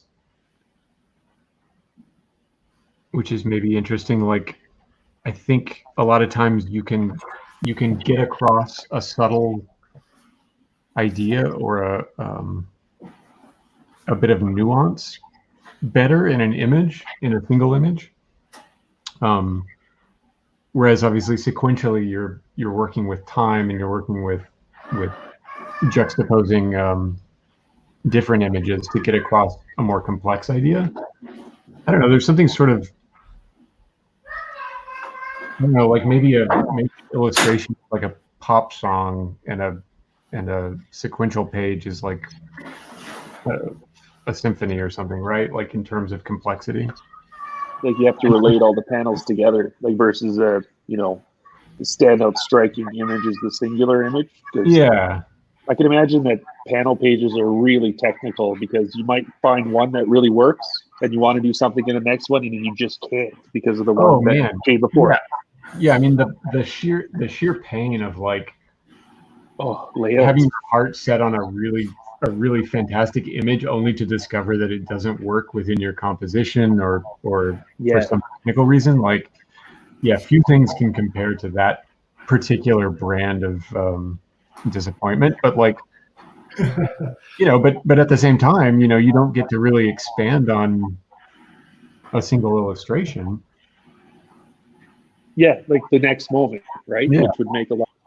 Like this is going to sound really, I don't know, like I know what I'm talking about, but I just decided to pick up a pencil and try just like the standard cover image, and the image came really quickly, and it was a lot of detail, it was a lot of effort, and you wanted to do a really high quality job.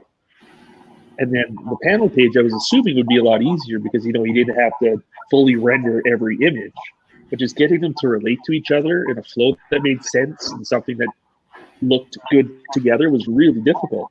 So I don't know if that's something that's typical or whatnot, but I like the same thing you mentioned. There's one thing I was really excited to draw, and now it looks stupid because of the thing that I had to draw before it.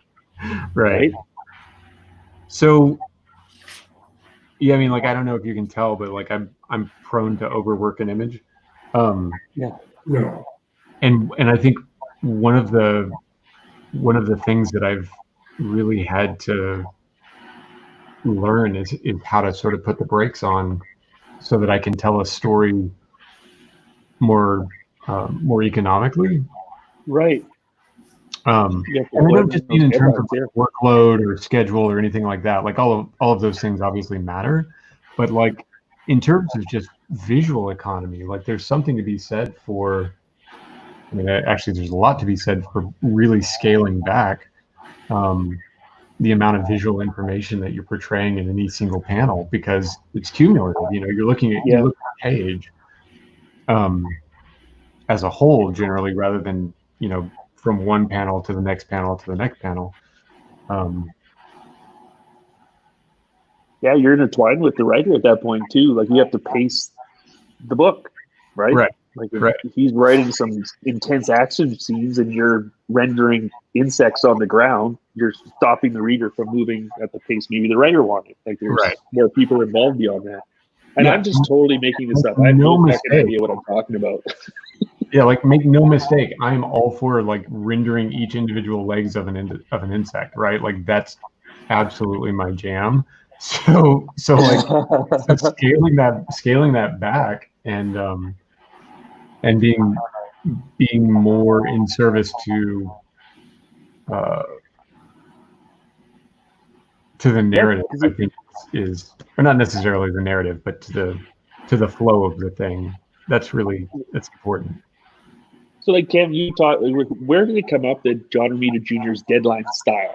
Like, there's something mentioned a deadline style that he had something that was perfectly built for. Wow. I think everybody's probably got their deadline style, right? Like. Yeah, and I think Romita Jr. is probably a good example of that. With, it seemed like in my youth he was drawing everything. Sure. Like everything, the X-Men, the Punisher, these miniseries, these one-offs. But in saying that, it does seem there's like a guy like him seemed to have a ton of depth, and it didn't feel necessarily rushed. But I'm sure if we pulled a deadline artist per se, if we pulled multiple work, across the board from them, you could probably see what the passion projects were and what the generic other stuff was, the deadline stuff was. I mean, I'm sure it was hard to see. But.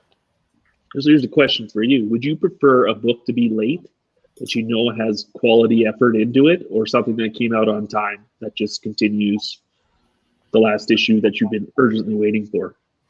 Dude, you're assuming that anybody that loves what they're doing is going to do it well.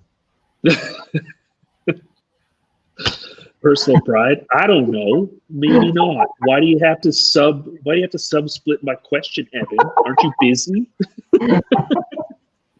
Okay, well, just to kind of intercede here for a second, Bill asked an interesting question. Who comes to mind when you think solid, no-nonsense storyteller? And I don't know. We'll go around the table. Yeah, I think he's part of it. Definitely, I think that's a great point. And Mike talked about it earlier too with Ennis and Dillon. I think Steve Dillon was that solid, no nonsense. Long time collaboration. That I think that's a really interesting point. It's not Cam, when you say nonsense, what do you mean? No nonsense. No nonsense. Well, right, but what is the nonsense? I think just an imbalance of detail to not having detail. Maybe, I don't know. Well, and I think it's honestly less, fluffiness. Yeah, and even just because you hear about writing or drawing for the splash page for the original art sale. I think John Byrne's snow page. I'm literally never going to be anybody's solid no nonsense artist. I am nothing but nonsense, people. Yeah. But I think with you, Evan, I think you bring such a dynamic level of visual representation to everything you're doing, and maybe it's more it's something. Those earlier days when there were these hardcore deadlines, there were these house styles. I think part of that might kind of mean kind of that house style too, that DC or that Marvel house style, to get the book out on time kind of thing. Not that I think Steve Dillon was that. It's just, and I love Steve Dillon, don't get me wrong. But I felt like he was serving the story before he was maybe serving the visual. If that makes any sense. Sure. I mean, there's some, I don't know. I mean, there's an argument to be made for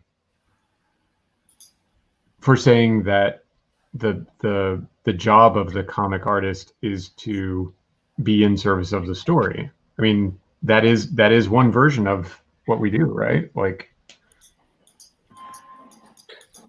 I would, if I had to pick an artist like that, I would pick Gabriel Hernandez Walta's The Visions.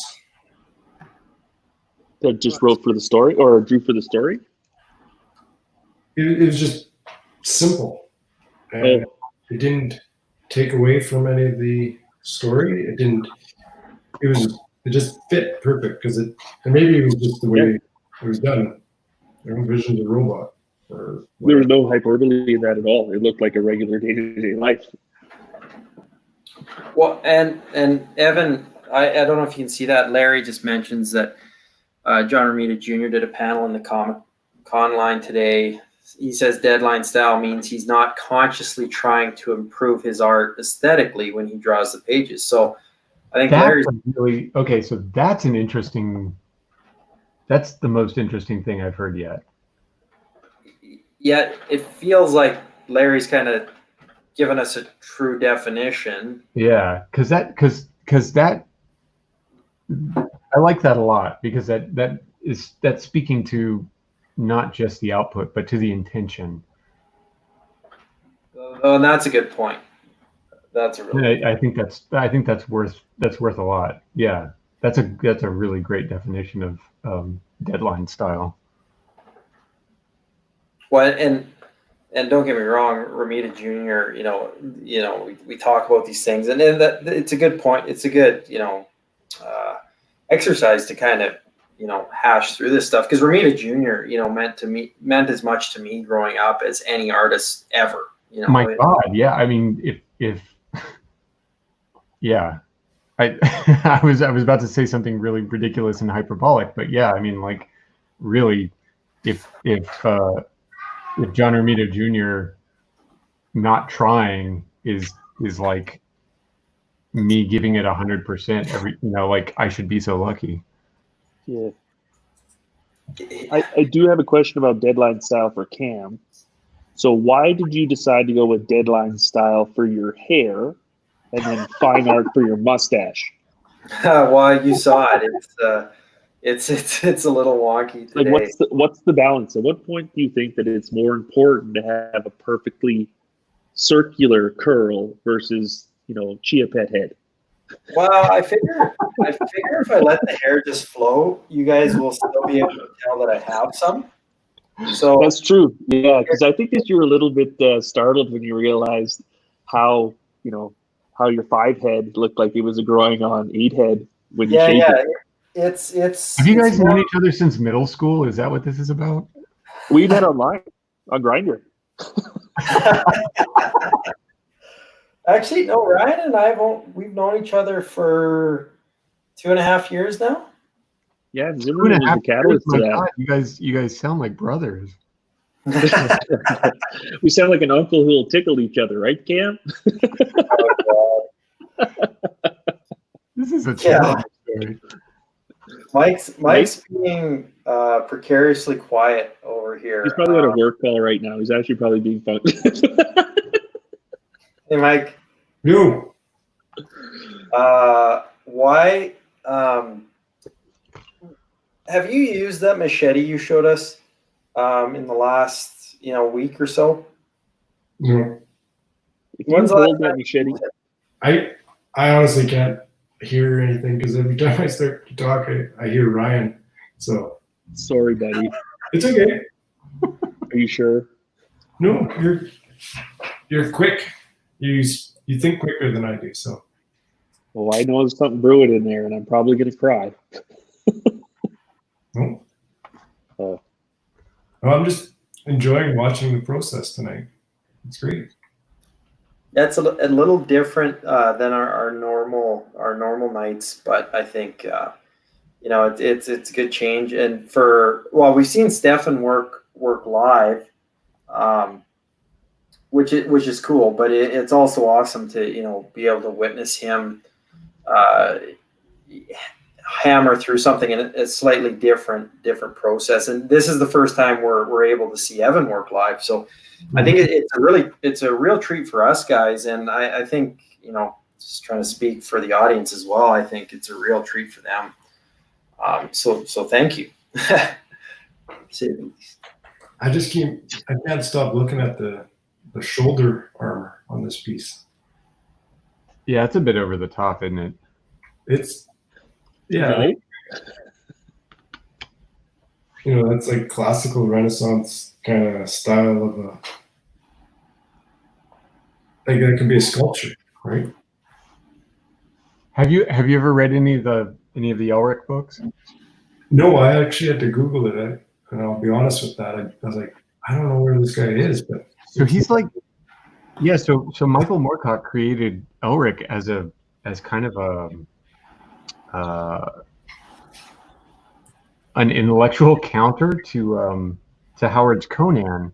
Right. The idea being that in all the ways that Conan was a barbarian, Elric was effete and and sort of baroque and like I don't know how to like. He's the quintessential anti-hero, right? Like he's a dark magician and all this stuff, but like the world that he lives in is so anti-Conan. Like it's all about sort of the Rococo filigree and the artistry and the like the intrigue and the cruelty and like all these sort of really sort of highbrow ideas to contrast Conan. Anyway, he's always been a real favorite of mine. Yeah, I like that dichotomy, actually. It's kind of neat to think someone looked at Conan and said, you know what Conan needs is a buddy. Well, so the thing is, like, he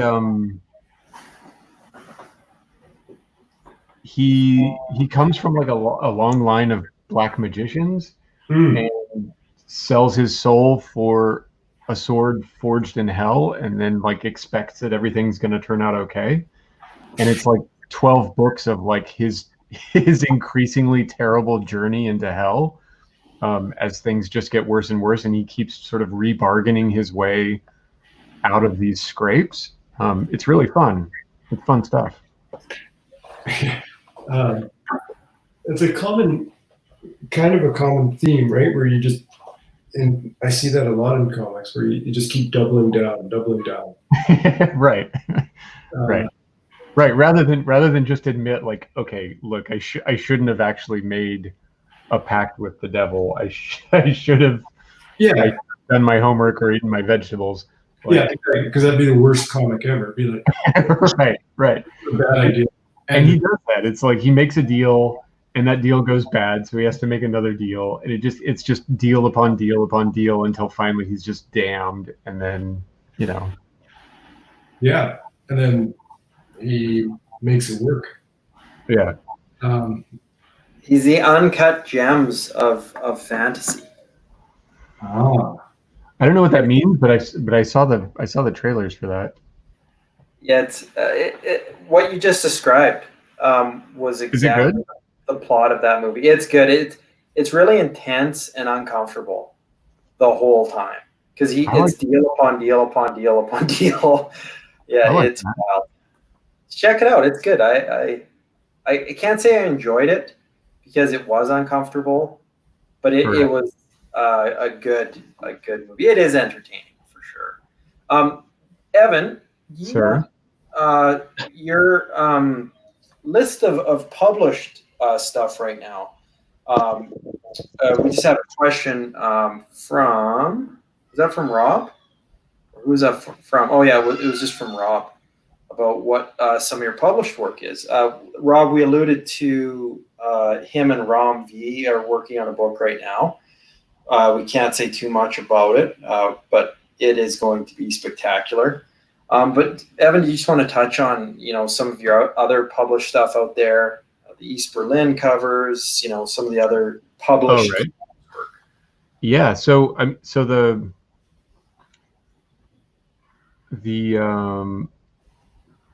the thing that these guys haven't said yet about me is that I've actually only been doing comics now for like a year and change, almost 2 years.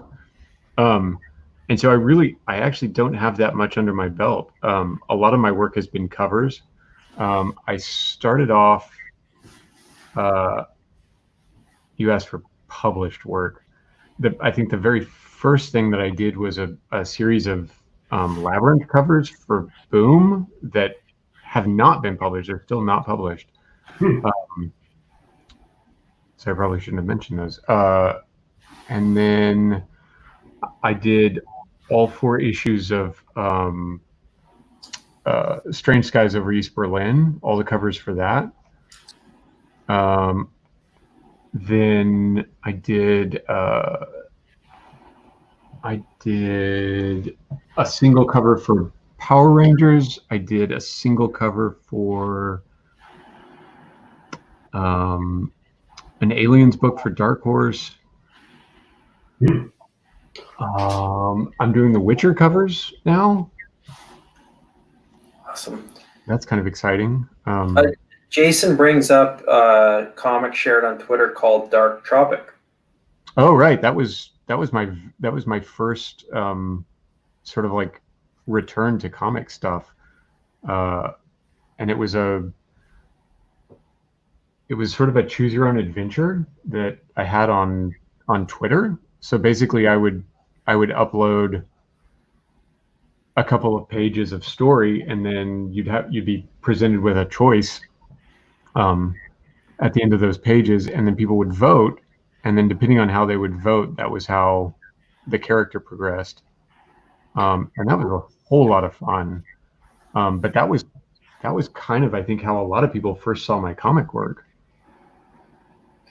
Oh, that's very cool. And Jason's on here, and he, I think Jason's got a keen eye, and he was onto your work early. And Dylan says the first thing I saw. Jason was onto my work early. Yeah, he attacked, but that's good. I think it's the way that this crazy industry kind of works. I think when you see something you like, and you've never heard of the person, never heard of the artist or the art, jump at it. When you see, yeah, exactly, jump at it. And Dylan says the first thing I saw from Evan that put him on my radar was the Evangelion piece, and Rob follows it up with, I'm assuming the Eva piece is Jason's, which I cannot confirm nor deny. Is that a no-no? Are you not saying? I don't know. I think it's different for everyone, but the chat's going on. I won't say who has that piece, but Rob's making some harsh assumptions. Smiley face, sunglasses. They're connected. It actually really hurt to get rid of that. Yeah, that one's insane, utterly insane. How do you feel about keeping your original art?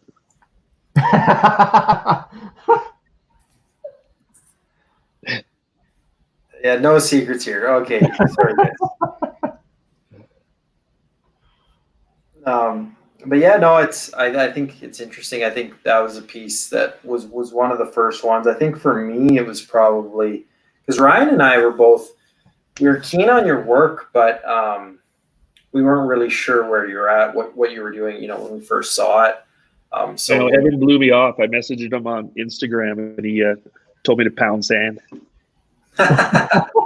What? Yeah, right after you exploded, I reached out to you on Instagram and messaged you, and I said, "Hey, your stuff's amazing. Would you ever think about doing a commission?" You're like, "Things are too busy for you, cracker. See ya." Or something different than that, but to that effect. I absolutely believe that I said things are too busy for commissions right now. I don't really have any memory of telling anybody to go fuck themselves. I think he said jump on the website like everybody else in Gen Pop. See you later.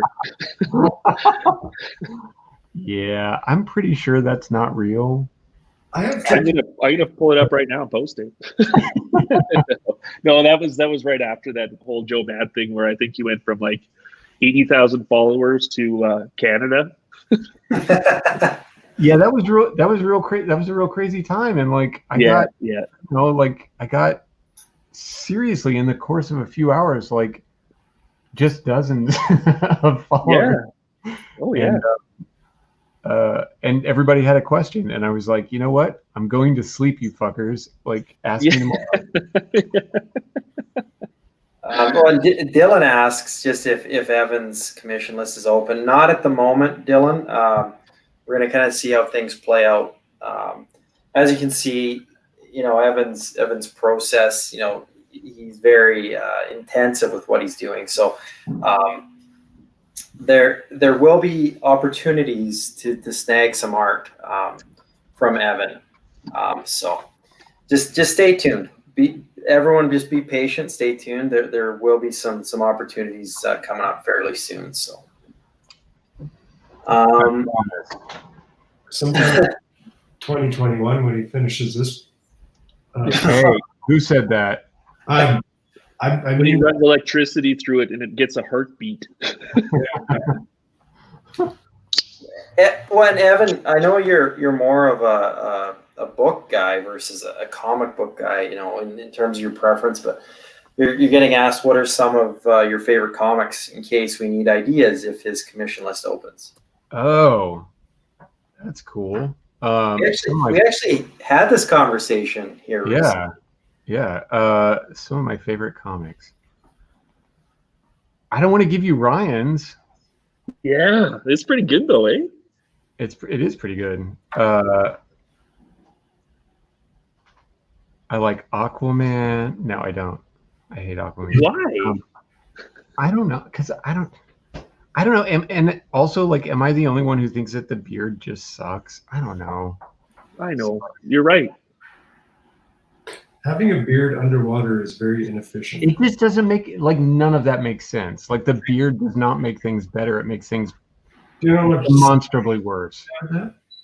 It could be an aesthetic thing. I like swimming with a beard, and if you could only survive out of water for a certain period of time, there's a lot of water that sticks in it.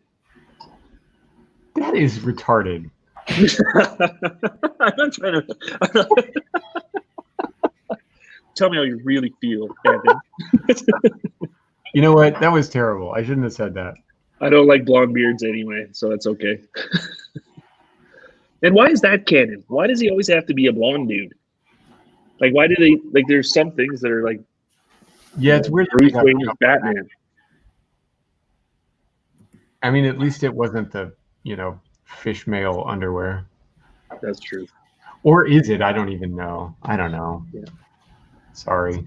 Would you ever want to do book plates or something like that too? Everybody, there's whispering out on the streets via screaming that you are very Wrightson with the amount of detail that you put into stuff. Would you want to do book plates like that too? Yeah. One of your favorite books?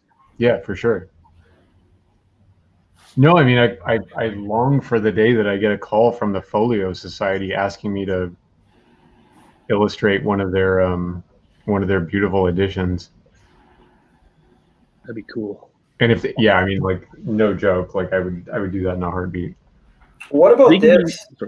What about this, Evan? And I pose this because I know that people in this chat, people in the chat, in the audience as well, a lot of full issues are owned by a lot of collectors, a lot of groups. If someone were to get a custom made, folio from a professional framer or something like that for an issue they owned, and someone commissioned you, so Ryan, it's no secret you're an Allred guy, but if Ryan commissioned you for a surfer piece, a monster Silver Surfer kind of homage to Mike Allred, as a custom cover for a specialty case that he was putting together for one of his full issues, would that be something that would kind of spark your interest? Yeah.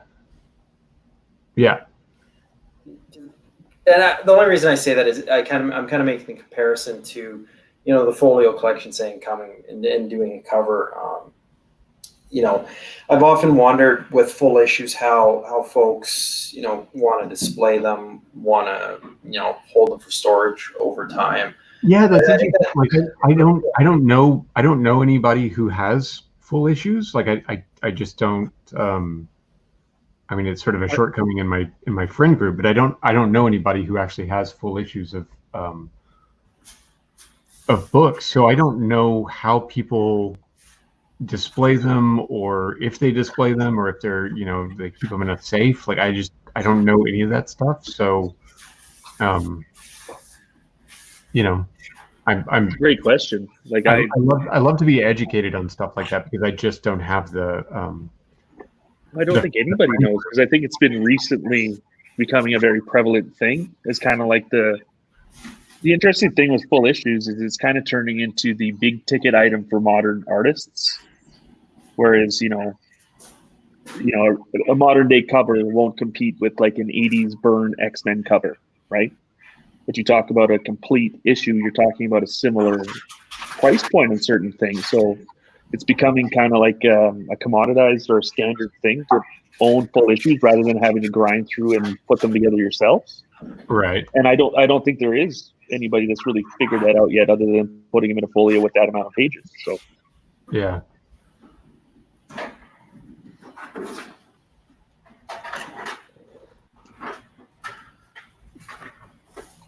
Well, that's kind of interesting. I think that is something that comes up quite often amongst collectors, is trying to find that sweet spot for artists, because we all know, art costs a lot of money, and trying to nail it down with that sweet spot is something that people are constantly looking for. Rob chimes in because Rob has a full story. Actually, Evan, it's interesting you say that too, because I'm counting about 5 or 6 in the collective chat right now that I know of that have full issues of stuff. So it's quite prominent these days. Like Ryan said, a lot more than normal. So I love that. I mean, I think that's a. I missed it. What are you guys doing? well, don't worry about it. You're busy. I look up for 3 seconds. You missed a lot more. No, I love that. I love that people do full issues, because I think again, like in this sort of like pop song versus symphony thing, like there's something to be said for having the complete work, right? absolutely. And I think it's making a modern day commitment too, rather than like, if you love something enough, like having a page from it, like having a complete issue of something is just as comparable to having like a childhood cover or something like that. Like it's pretty neat. Am I ever going to? We've hit that 2-hour mark. We've already lost Gerardo. He bailed on us for this semi-important business call he's got in the morning. Is McFarlane even a big deal anymore? Yeah. What? No, we all love Gerardo. He did have to. Yeah. He had some technical difficulties, so he bailed. But I'm just gonna get Stefan back here. Stefan, thanks for coming on. Evan, same. I appreciate it a ton from you guys, and we love to have you guys on more often. In varying capacities. We kind of had it was kind of a bit of a perfect storm tonight with all three of you. But my apologies, Stefan, for not having maybe more prepared to handle what you were doing. But we'll kind of fine tune this as we go. It's been an honor watching you guys, Stefan, Evan. It's really great. We love this stuff. I know any feedback that I get, seeing you guys work, hearing some insight, not in just in terms of process, but inspiration. It means a lot. It really does. It's as important to us from a collecting standpoint. It was amazing. It was so much fun too.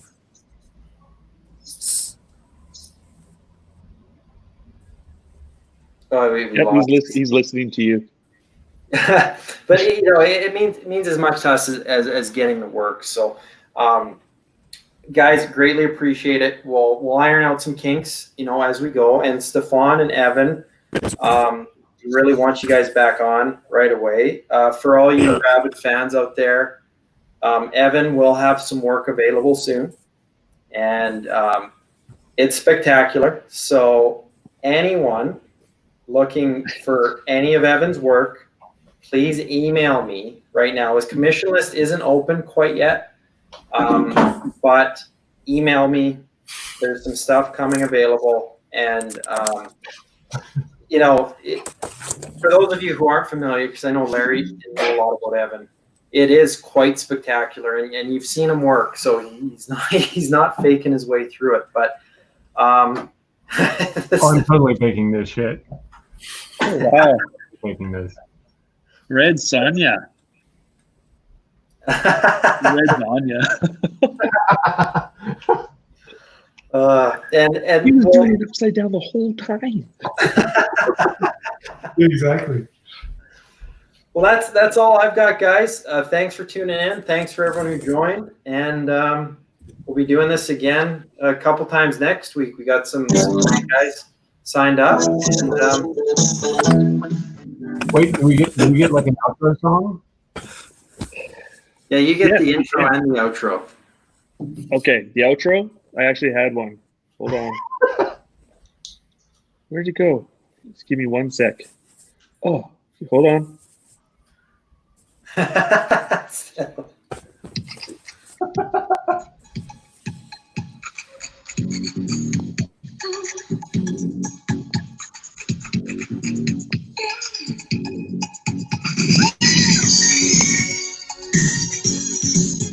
That one might get us.